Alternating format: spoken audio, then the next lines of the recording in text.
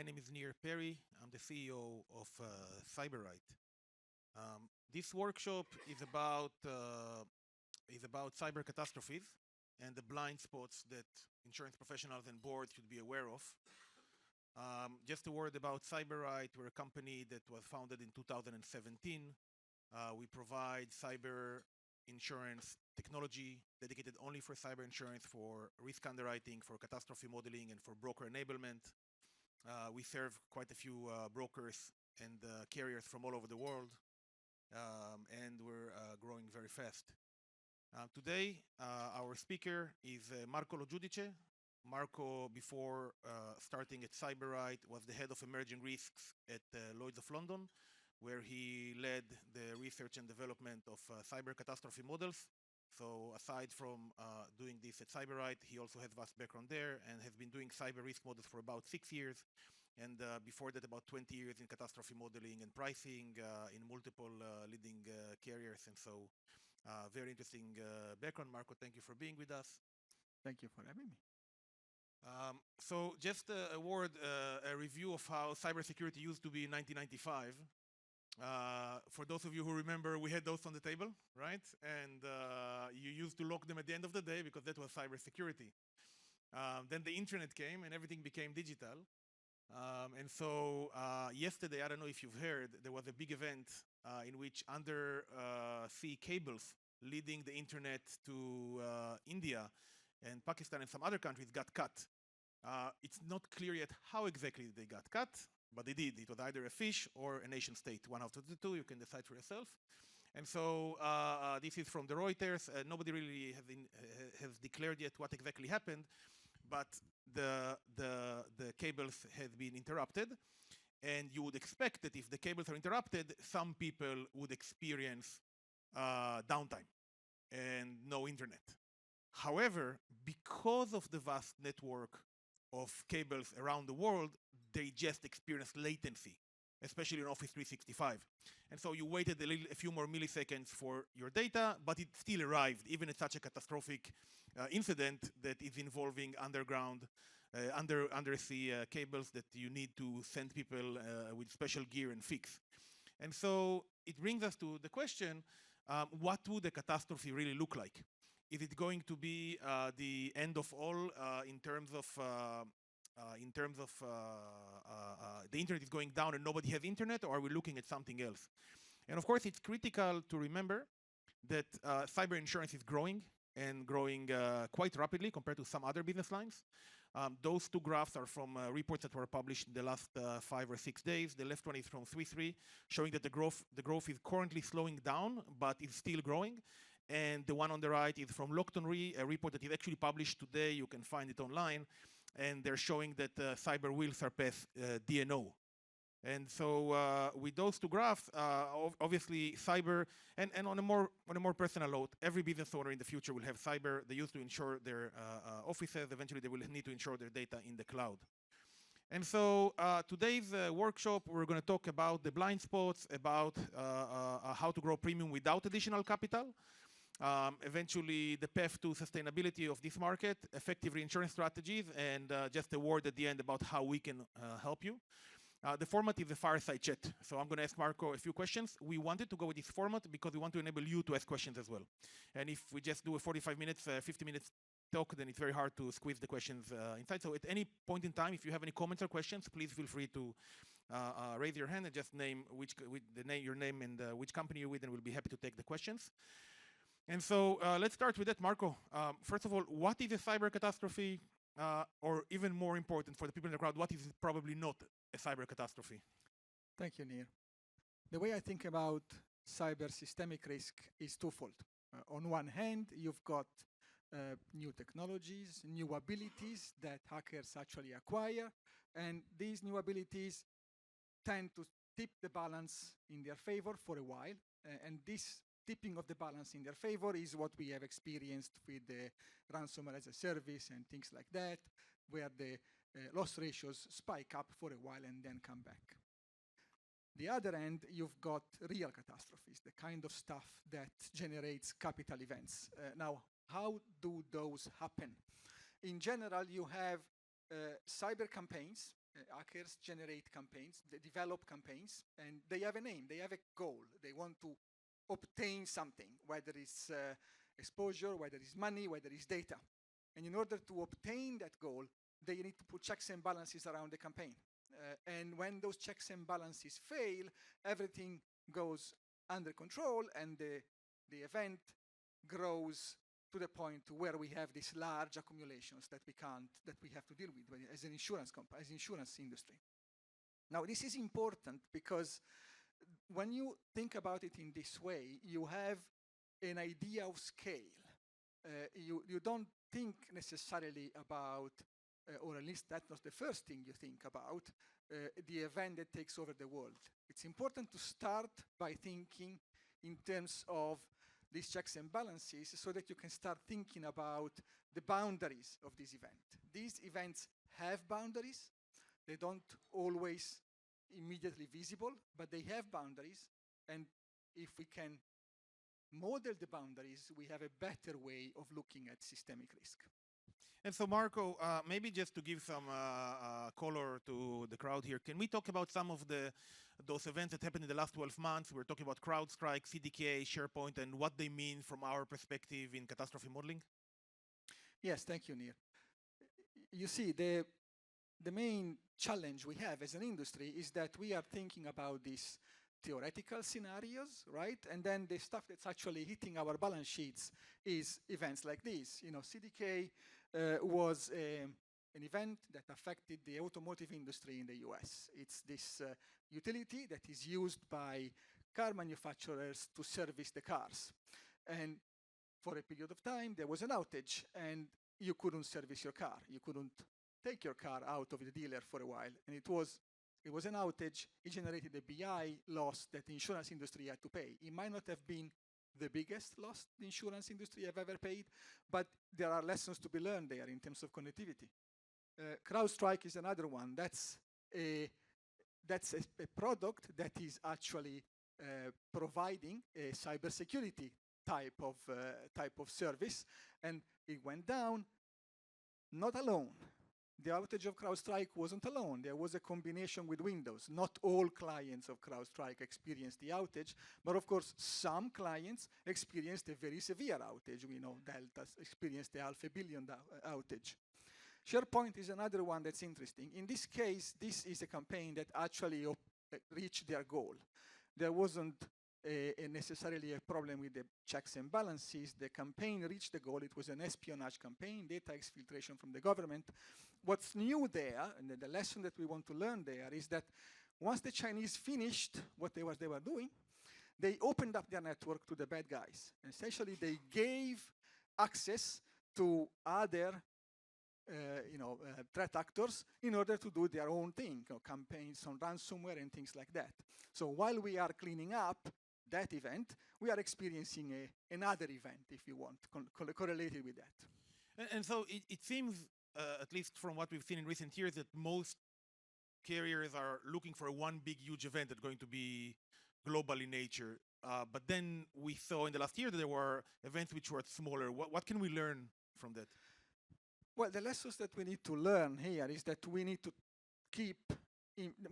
learn something from these events. We cannot ignore them. Although the losses that they've generated for the industry might not be the big capital events that we might imagine a big cloud outage or a big ransomware campaign might provide.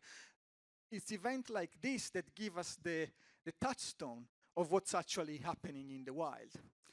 And we need, although they don't hurt enough, maybe, but they give us the real turnaround about what is going on. And if we focus too much on just the cloud outage or just the ransomware, which are important, don't take me wrong, we might miss something here.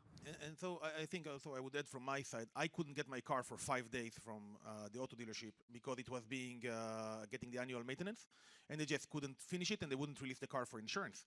And so they told me in the beginning they just said we don't have our systems yet. And then I read about it, obviously, a few hours later already online, we saw the information, but the people couldn't get their cars. And with CrowdStrike, what was really fascinating, they're a cybersecurity company who released a faulty patch, which just crashed the organization. Now, CrowdStrike is an amazing company. They're serving very large organization. But just imagine that the same thing would happen with organization, with a cloud provider that is serving 400 or 500,000 small businesses. So with CrowdStrike, all their customers have IT departments. But if exactly the same thing happens to smaller organizations, those are 500,000 businesses that do not have an IT department. There would be nobody to actually restore the systems. And suddenly the insurance companies will start to get phone calls, and they would suffer a flood of phone calls asking for help, covered or not covered. The panels on the cyber insurance department will be flooded. And I think what Marco, if I understand you correctly, what you're trying to say here is that while we're waiting for this large event to potentially happen, one in many, many years, we see those coming a few times a year now. Yes, that's correct. And it's not just a question of frequency. It's a question of what we can learn from the tail. These events are the real events. This is what's actually happening. And of course, the theoretical events are important, but they make a very good disaster movie. There are things that we are thinking about, and we are used to think about these things because we are in insurance and we like a good disaster movie. But these are the things that are potentially hurting our balance sheets. And as exposure managers, as underwriters, as insurance providers, we need to be aware of these things because these are the things that we have to pay claim for. And we hear from our perspective that some of the existing models that are being used in the market, how did they, and again, we can't talk about all of them, of course, because of obvious reasons. We don't know everyone, but some of them, how did they react to those three events that happened? Well, let me start by talking about the expectation, right? We used catastrophe modeling for now 30 years or something as an industry, and we have grown used to event response. We have grown used to having an estimate of the loss when the event actually happens. When an earthquake happens, a few hours, if not a couple of days later, we have a good estimate of the loss. When a hurricane happens, we actually have a good estimate of the loss before it even makes landfall. And so when it comes to cyber, the expectation, if you want, could be that we are using catastrophe models. If they are catastrophe models as we know them, they should be able to give us some idea about the size of the loss as the event unfolds. Now, there are two problems in cyber. Of course, one is that these events happen a lot more quickly. CrowdStrike was done and finished within a day, right? So, can we say something? 7 hours, actually, yeah. Can we say something about CrowdStrike while it is still unfolding? I mean, I woke up that morning. I'm in the UK, so when I woke up, that event was already halfway through, right? Because it started in Australia a few hours earlier. And so, could I say something about it when I just woke up and I just heard about it? Well, the reality is that we can, if we look at the catastrophes, at the event in the right way. So it's CrowdStrike. So you know the type of clients they have. You know the type of penetration they have in various different markets. So we can at least pin the extent of the event in terms of geographies and industries. Once you have that, then you can go one step further and trying to figure out what the accumulation actually looks like. We don't need to figure out exactly which clients are there, but that one of them would experience an $500 million outage probably was something that we could have seen when I woke up that morning.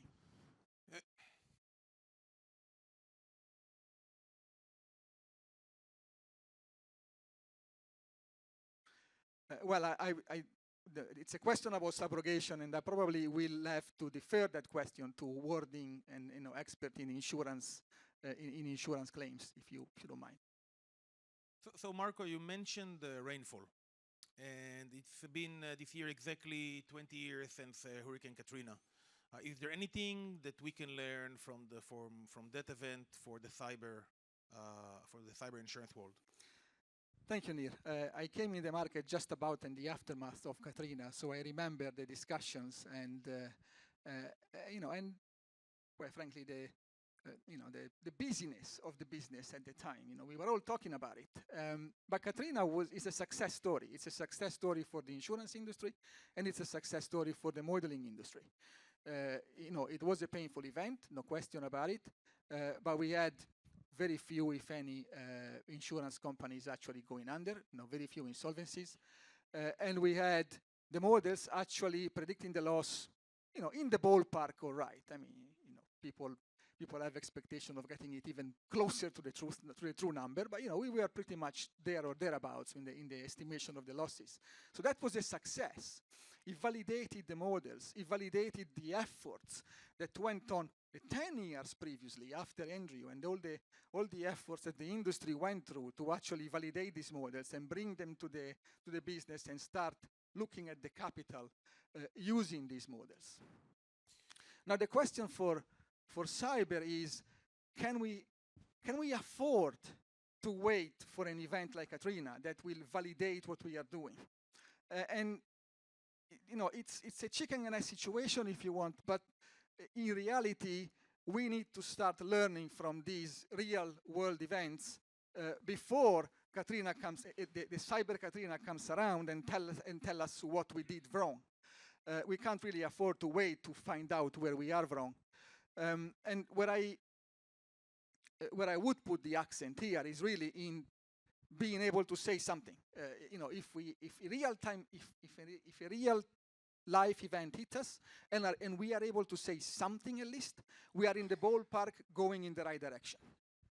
And so just to summarize this part of the discussion, the concern that we're presenting, that you're talking about, is that folks are communicating to boards that there is going to be a huge event, while in fact, again and again, as we saw just in the last 12 months, there are systemic events that are happening that could impact pricing, right?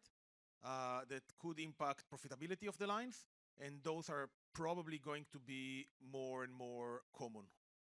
Absolutely correct. When the big Katrina or the big Andrew moment will happen for cyber, we probably all expect it to be different from the scenarios that we are modeling. It may well be the big cloud outage. It may well be the big ransomware malware.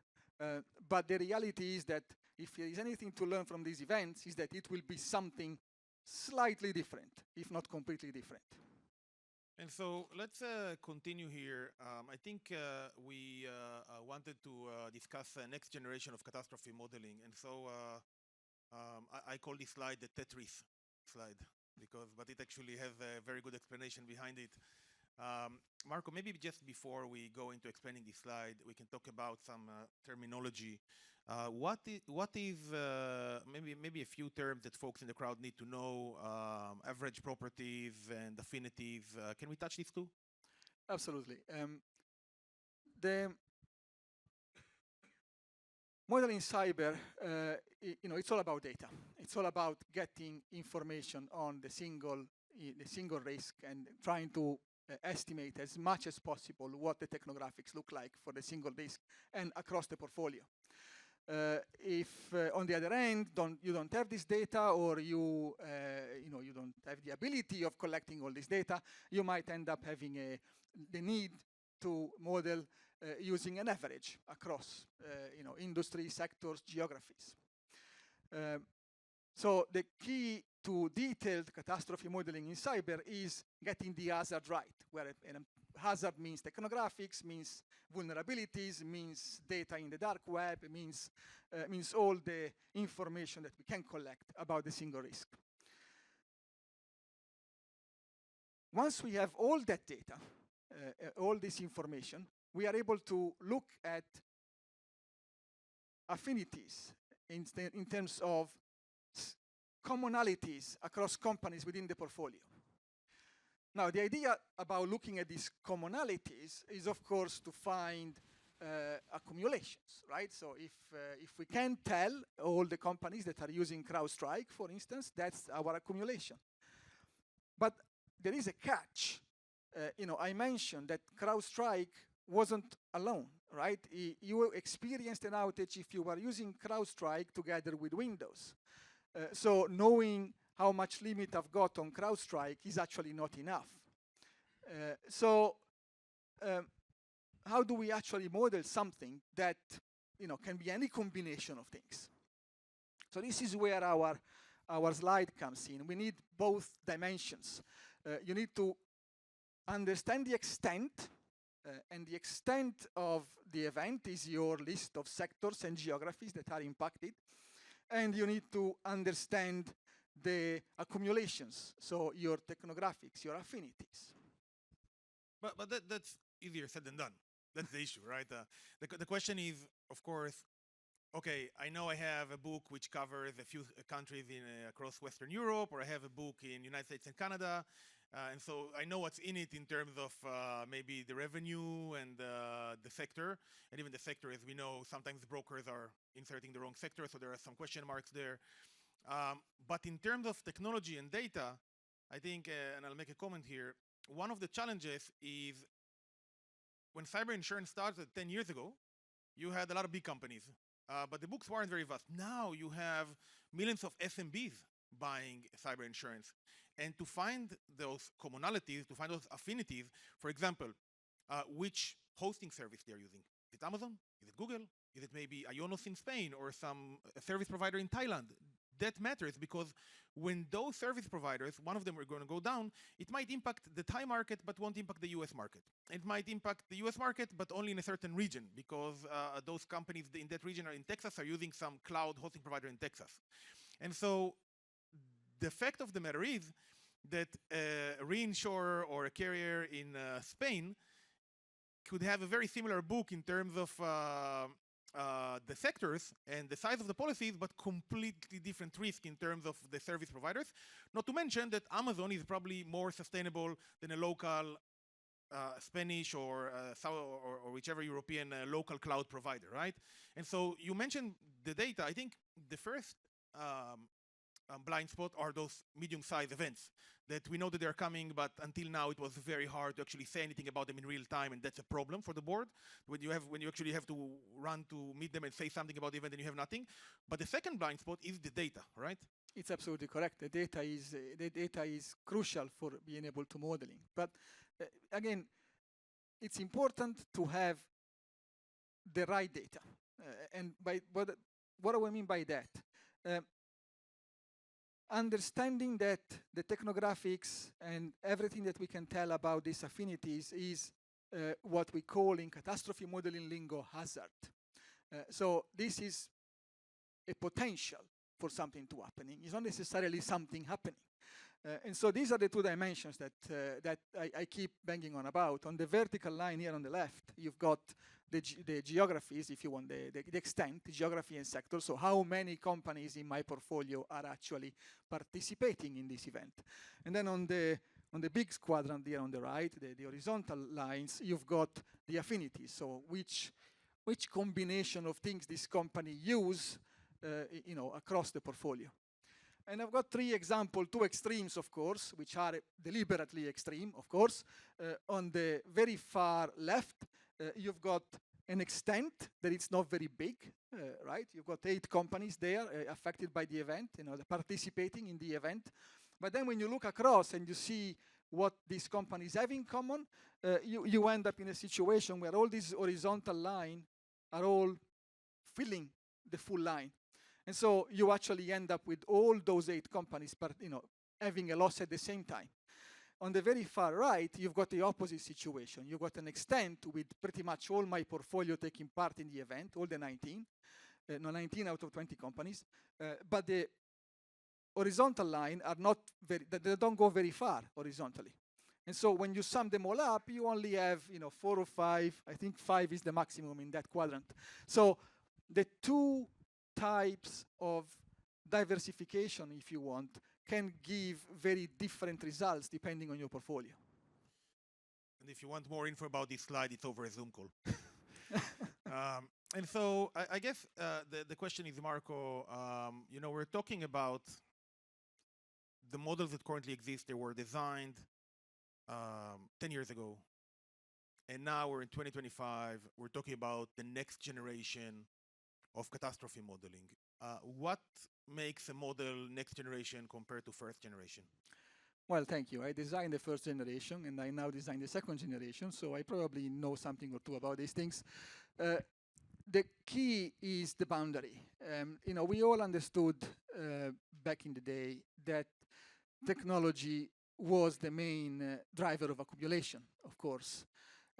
But we all tried at the time to start enumerating all the technologies that were out there. So, okay, it's what can cause an outage? Oh, it's going to be a big cloud outage. So you're going to look at AWS, you're going to look at Google, you're going to look at Azure. But then the list goes on. Okay, but there are smaller cloud providers, and then you start enumerating those. And once you finish enumerating the big cloud providers, well, these are only cloud providers. There are other technologies that can cause outages, and you start enumerating those. And the list is endless. You never finish. And the question is, when do you finish? When can I put a line on the sand and say, okay, I've got enough to cover enough of the risk? But the problem is that you don't know, because your universe is infinite. You started without bounding the problem, and if you don't bound the problem, you go on forever. So that's why we have taken this approach, whereby we first bound the problem using the extent, the footprint, and once we have a boundary around the problem, we can go and start looking and digging into these technologies. So if we are only looking at companies in Spain, for instance, we only care about the technologies that are used mainly in Spain. So there is no need to devise a scenario AWS just for Spain. And what's the problem with that is that eventually you get numbers which are explosive if you're using the original models in the original way, because eventually the numbers just spike up and people are getting scared and capacity becomes more expensive and growth slows down, no?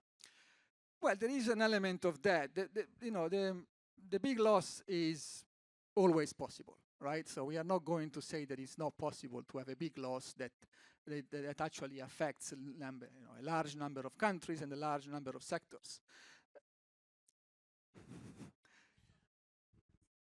Well, yeah, the comment is that it's super easy and looks super easy. It looks super easy, although it's less easy than it looks. And the real reason for it is that you've got these AWSs with redundancies, 60 regions. Those 60 regions are interconnected. There is redundancies around those 60 regions. So if you want to model an outage for AWS that actually is truly global, you need to have a meaningful number of regions down at the same time, connected through their redundancies. So that's not impossible, of course, and it is in our catalog, like it is in the catalog of my competitors, of course. Sorry, do you wanna? Can't hear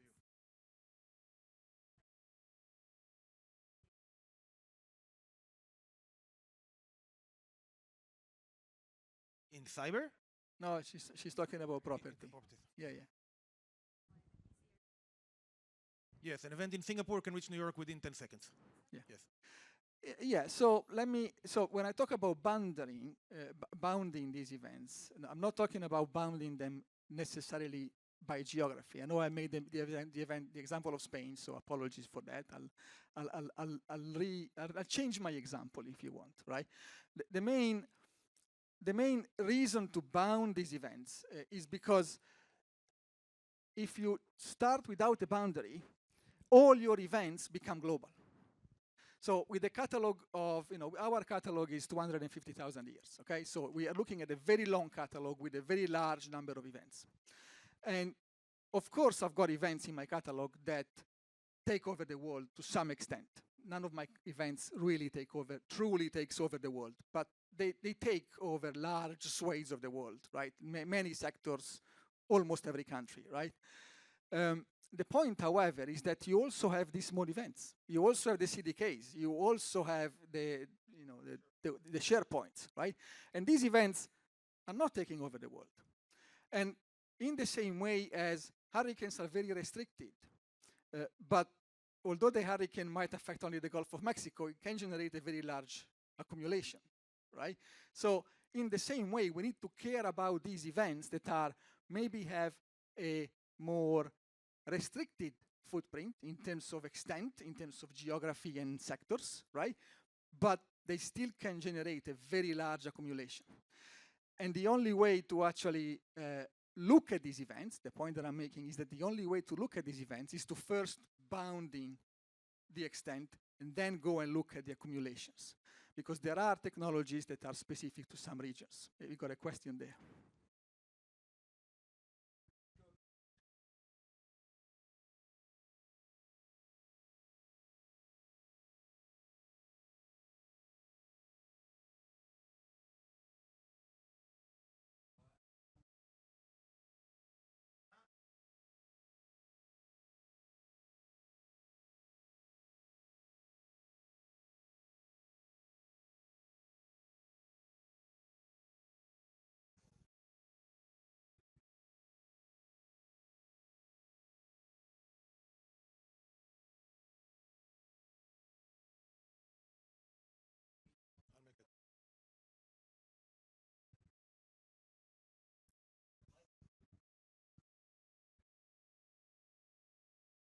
And I'll just make a comment before Marco starts. So first of all, thank you for the questions. I'll start from the end. The nation states, it's not covered, and so we're focused. The criminal organizations that are active in those countries where they're coming from are usually paying their share to those organizations in the government in order to not be arrested. But we need to differentiate between a ransomware gang, such as Catastrophe, Spider, or others, and I won't name any governments, but a specific government who is now interested in opening a water dam like we saw in Denmark just 6 months ago, I think. The government opened a dam and the water flew for 12 hours before anybody noticed. You can read about it online. And so that's one thing.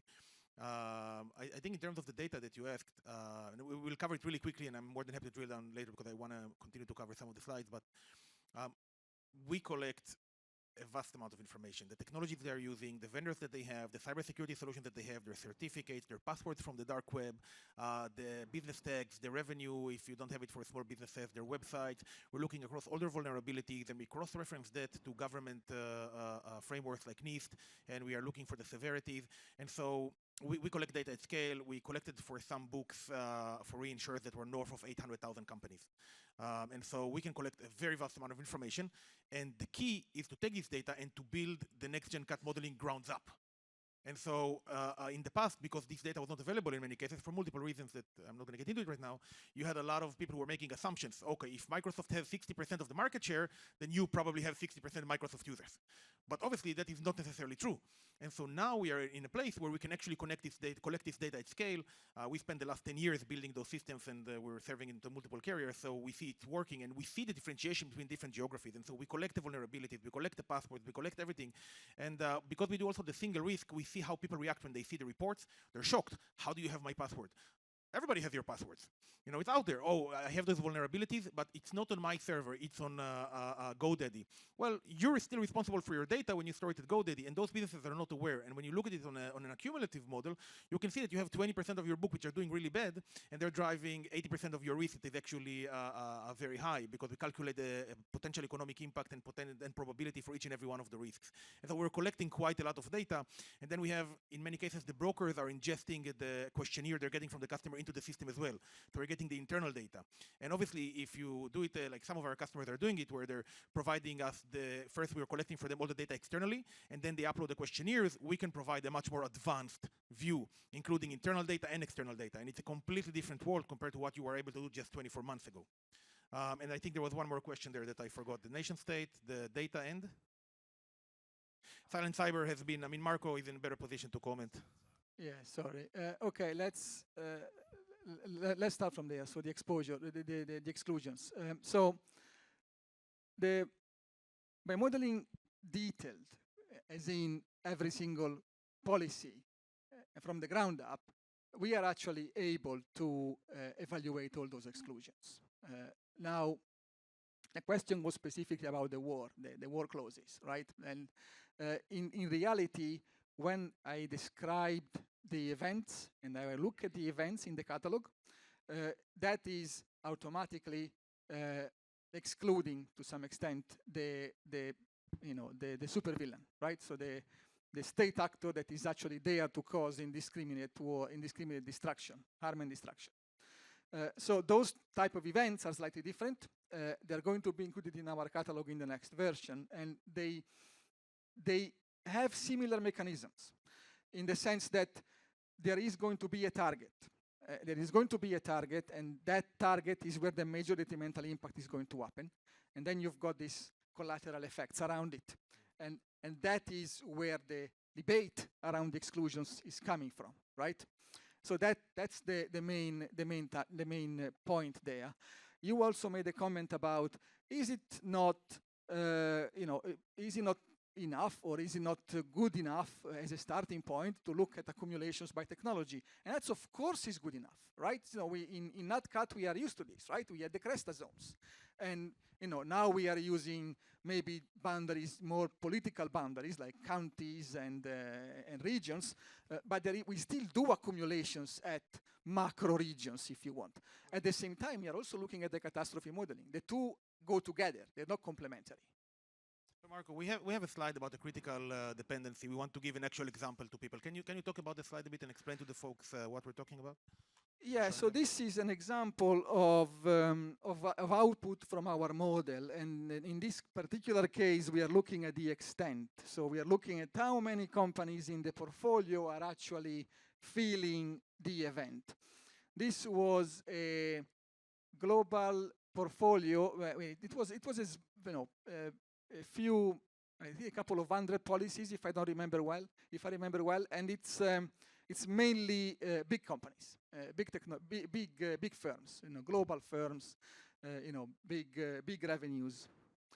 And what we've seen here is that our, as I was explaining before, each representation of the event comes with a different number of companies involved. So this is the plot of the event, the mean of this number of companies for each event. Anyway, the point, however, is that we don't go beyond the 5%.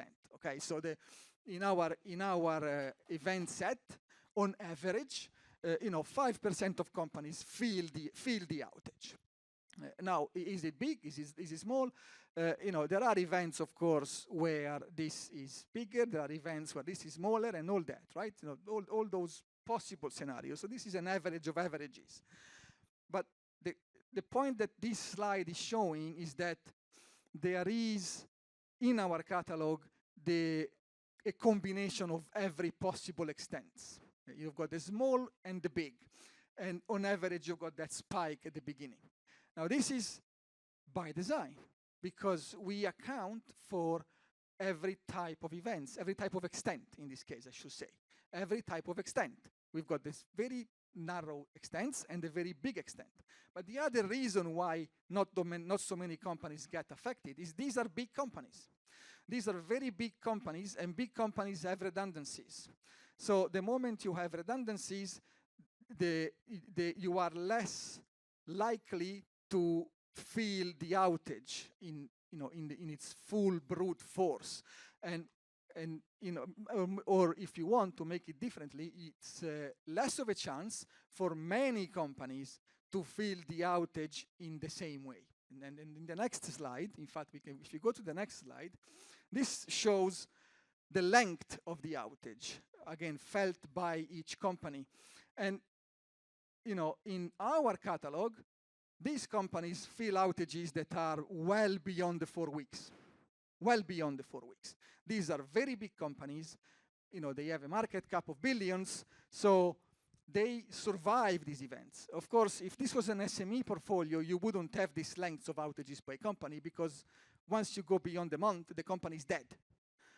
But this is a direct portfolio, so this is it's an excess portfolio, but it's a sedan portfolio, if you want. So it's not reinsurance. I think also it's important to mention that those type of downtimes you're talking about, they're not imaginary. We saw, and I mean, a very large insurance company from Philadelphia, that no need to name, that they had a downtime of their website was down for 2 weeks. And brokers that work with us told us that they cannot issue policies and cannot help their customers get the claims. And so a huge problem. It was a scattered spider attack just 3 months ago. Even not. And then, sorry, I'm blanking on the name, but in London, the big shopping center. Marks and Spencer. Marks and Spencer had a downtime for days, and those things, people cannot buy online. Every day that people cannot buy online and they're not getting their packages, satisfaction goes down. We saw this with Target in 2012, by the way, that their share price and revenue went down quite dramatically for about 12 months until they came back to normal after the event. And so those type of outages, I think Maersk had issues with shipping their boats for 3 months, if I remember correctly. And so those things can happen. It could be very, very hard to recover from an event. And again, I think it really depends on the type of the event that would come. You need to have an event set that is very robust in order to predict it and the data set to feed into the event set. Or if you make assumptions, you might be there, might not. But I don't think in 2025 we're in a place where you still need to trust assumptions. Everybody should demand their vendors to get the data to the table. And without the data, you're basically pitching in the dark. I think, what's the next slide? Right, so maybe because before we will be going to that, Marco, I guess what would be an actionable plan? People in the crowd, I think we have about 7-8 more minutes. What would be an actionable plan for folks in the crowd to take back home? Well, business plans are built on diversification, right? And we do this in NatCat all the time, and we want to do this in cyber as well. And intuitively, we know that sector geography is a diversificator of some form. So if you are operating in the US and you now expand in the UK or in Europe, you will expect some level of diversification. The question is, can I quantify it? Can I actually see how much premium I'm adding compared to how much 1 in 250, how much capital I am adding, right? And that is a requisite from the modeling firms, right? So you want a model that tells you that, and you will need to validate your output. You will need to find out how it does it, and whether you agree with those assumptions. But the point is that the model needs to give you that information. And at the same time, that information has to go down at a very granular level. You cannot have a model that just tells you, oh yeah, moving geography will give you some diversification. You need to go down to the single company. You need to see the output at that granular level in order to judge by yourself whether that diversification effect is real or imaginary. And the third point that I will make here is that diversification in cyber comes from two elements: geography and sector, of course, but it's also technologies. And if you are only writing small and medium businesses, for instance, you are more likely to feel diversification than if you are writing all large caps. Mainly because large caps tend to be by definition, they have redundancies, but they also use the same global companies as providers, whereas the small SMEs tend to use the local ones. So just before we've opened it for Q&A, and I already saw, I apologize, so we have a few folks who wanted to ask some questions. Can you tell us what we're looking at here? This is a quick snippet from the Cyberwrite platform, but what is it that customers actually get? Well, this is clearly a snippet. Yes, it's our platform, and it's of course the picture of an EP curve, and not surprising. It's the standard output from a catastrophe model. That is the very least what you want to get. In particular, what I will say is that in our case, you get in both the ground up and the gross and the net. The perspective of the loss is also important. You really want your modeling firm to provide you with not only the insured loss, if you want, but also the ground up, because you need to make up your mind about what the differential is. I think, by the way, that the video screen has been here since the first year they've done the event 67 years ago, because you cannot see many of the features. For some reason, the colors are not working. But Marco, what else are we looking at? Here we are looking at the detailed output. It's a projection of annual average, it's a distribution of annual average losses by sector, geography, and size, if I get the headlines right there. Again, you want your model to output detailed information. You don't want to just have the headline EP curve, you're 1/50 if you want, but you want to be able to distribute those metrics. And I make the point here, you really want to make those, to see those output at the company level. Because a model that cannot distinguish two SMEs in Spain, it doesn't give you enough information to be able to expand in the Spanish market. Or in any other market. Or in any other market. And I think it's important to say, what you really want to be able to do is to go from that level all the way to identify the single risks that are driving the line. So there should be a capability in the software you're choosing to say, look, okay, if you're saying this is the situation here, show me the companies in the platform that are driving that assessment. And then you can take a look at those specific companies and identify the problematic ones, which really gives you an interesting insight into your book.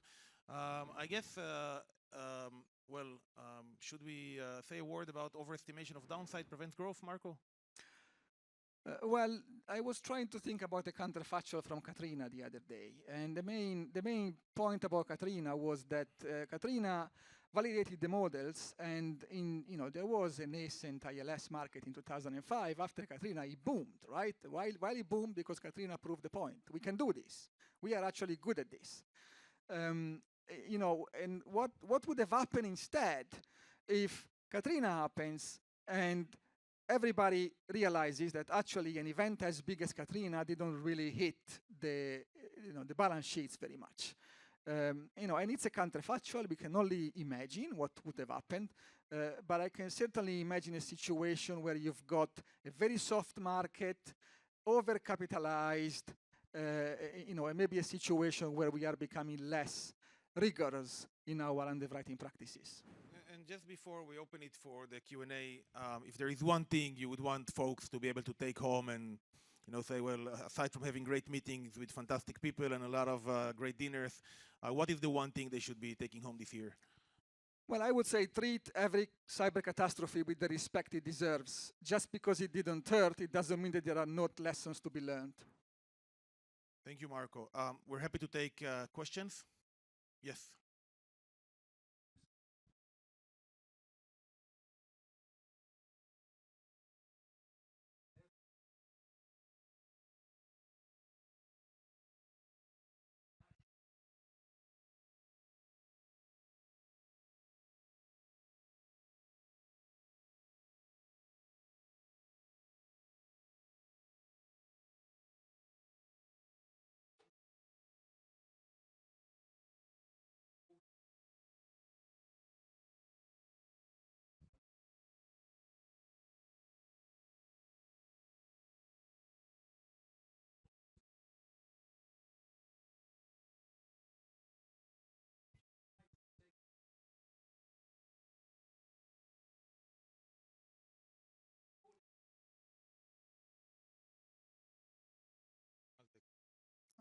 Yeah, so we have a few patents on a machine learning algorithm that does exactly that.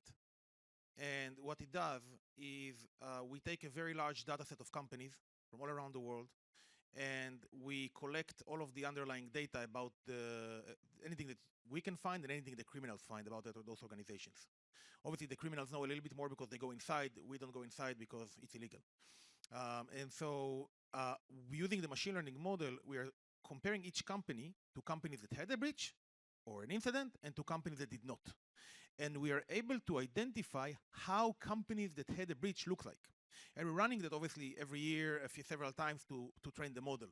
And what we're basically able to see, for example, in years, is that in certain years, there are sectors and size of companies within these sectors, and those companies which are dealing with specific types of business that are more targeted, and there are others that are less. There are companies who are using technology that have more vulnerabilities, or maybe less vulnerabilities, but with higher severity of the vulnerabilities. And we're looking at everything from the perspective of what is actually happening in real time in the market, what is being attacked, and we're training the model to predict based on that.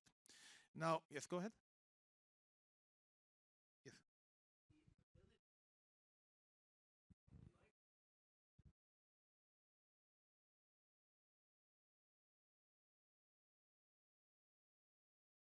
the payments of ransomware is, I did not pay him to ask all these questions, I swear. Thank you for the questions, I appreciate it.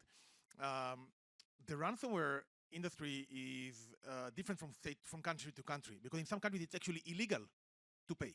While in others, people prefer to just to pay. CDK, by the way, there are a lot of stories within the industry. I've been doing cyber for 25 years now. I started in 1999. And so I know a few of the people that got involved, and they told me that they actually paid the ransomware twice.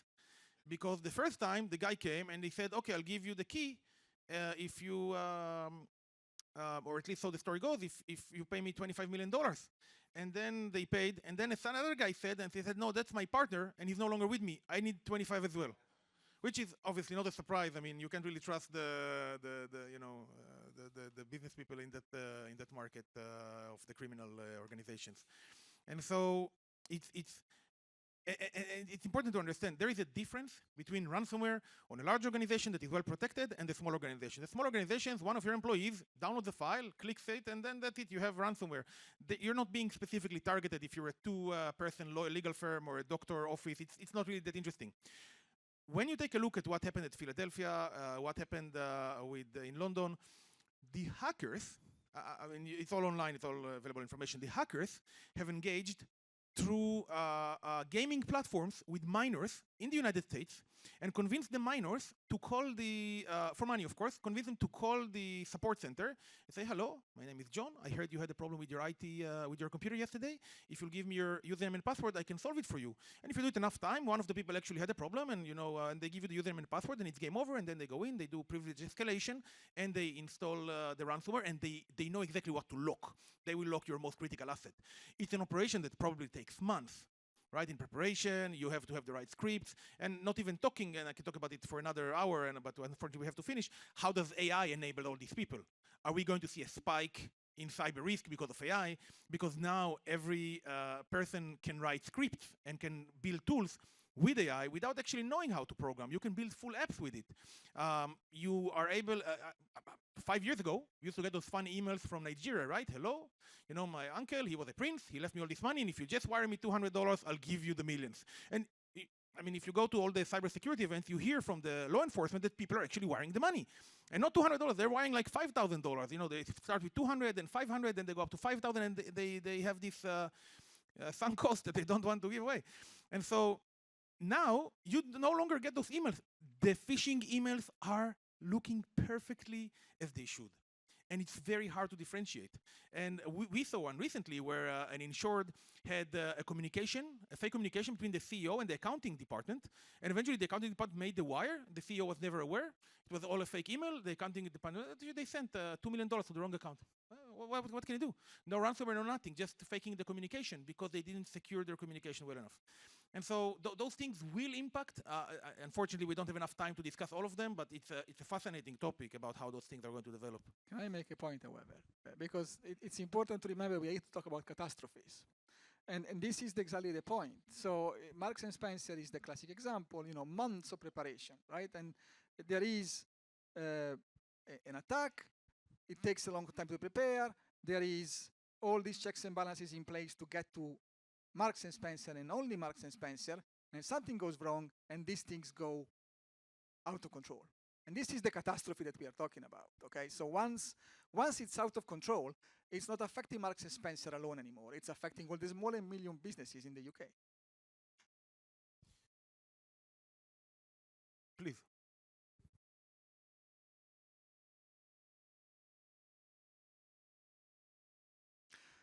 Well, that's exactly thanks for the question. It's exactly, so at the end of the day, it's the size of the loss, right?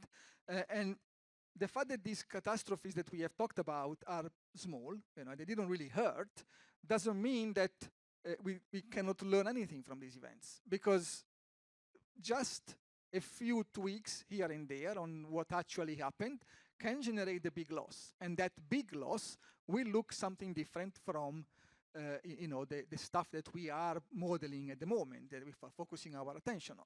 So I'm not saying that we shouldn't model the big cloud outage, and don't take me wrong. I'm just saying that we need to be aware that the big loss that will impact all our balance sheets might look different from the cloud outage. I think the question was, is there a clear definition of a medium, right? That's what the question. Is there a clear definition right now, because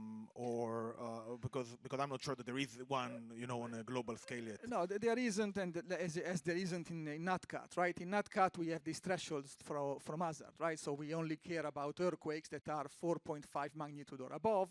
We only care about hurricanes that are actually hurricanes, so at least category 1, until Sandy happens, and then all of a sudden we care about tropical storms as well.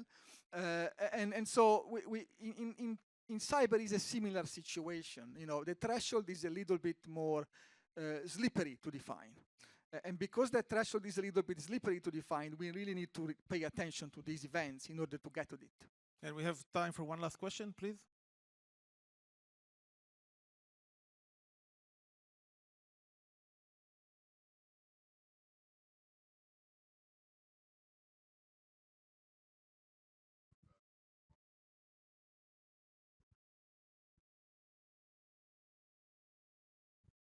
So there are about 6,000 cybersecurity vendors in the world that are very, very well funded to increase the cost of the hackers need to invest. There are only 4 companies around the world who are currently doing cyber catastrophe modeling. There is actually a lot that can be done to increase the cost of the hackers, but we are focused on cyber underwriting, on cyber catastrophe modeling, and enabling the brokers to sell more. It's a very niche world within the spectrum of cybersecurity. It's also niche within the spectrum of insurance itself, right? Cyber is a new line, relatively about 10 years. Some people say it's since bug 2000 we've been starting, but so we're focused as a company on enabling the folks here in the room to quantify the risk and to get the information they need and to get more data, but we are not acting in order to increase the cost for the hackers. We're not in that field. Well, let me make a comment on that, because by enabling insurance companies to do better accumulation management in cyber, we are actually enable the insurance to grow, to penetrate more. And insurance is the industry of resilience. So, the moment you sell a policy, you are incentivizing your client to do all the right things in risk management. And we have seen, how insurance actually helps companies, entire regions, to bounce back, right? So after Katrina, it's a success story in everything, right? After Katrina, within a year, the balance sheet of the GDP of the regions was back where it was before. And actually, I will add, I'm taking my answer back if it's okay with you. There are carriers that are sending, and brokers like Howden and Trucordia and others that are sending our reports to customers. And it's going at a very large scale. We're talking hundreds of thousands of reports going out. And those reports that are getting to the customers are improving their cybersecurity, because we have a list of about 30, 40 recommendations on each report telling them how they can improve. And so when the broker, in some cases, they're getting it from the carrier, and in some cases, they're licensing us directly. When they send the actual report to the insured, if the insured is taking action, it will make it harder for hackers to hack them. Again, everything is hackable, right? If there is an organization that decides they really want to hack a specific organization, eventually there will be a time where the ITT will make a mistake and they will take advantage of that. And so the saying goes, 2 types of organizations in the world: those who got hacked and those who don't yet know they got hacked. But we are helping those organizations, especially the SMBs, because to be very frank, I'm sure that the chief information security officer of Daimler and of, I don't know, any name that your large organization, they know how to do those things alone, right? But the homeowners, the business owners who are, doctor, lawyer, accountant, whatever, when they get it, it really brings them a lot of value, saying, oh, I was not aware that my passwords are in the dark web, and I need now to actually implement 2-factor authentication. I need now to actually have anti-malware on my server. But that is not done through the catastrophe modeling. That is done through our cyber underwriting and through our broker enablement tools. We really thank you for taking the time. And Marco, thank you so much for sharing from your experience and information. Thank you so much, everyone. Thank you. Thank you.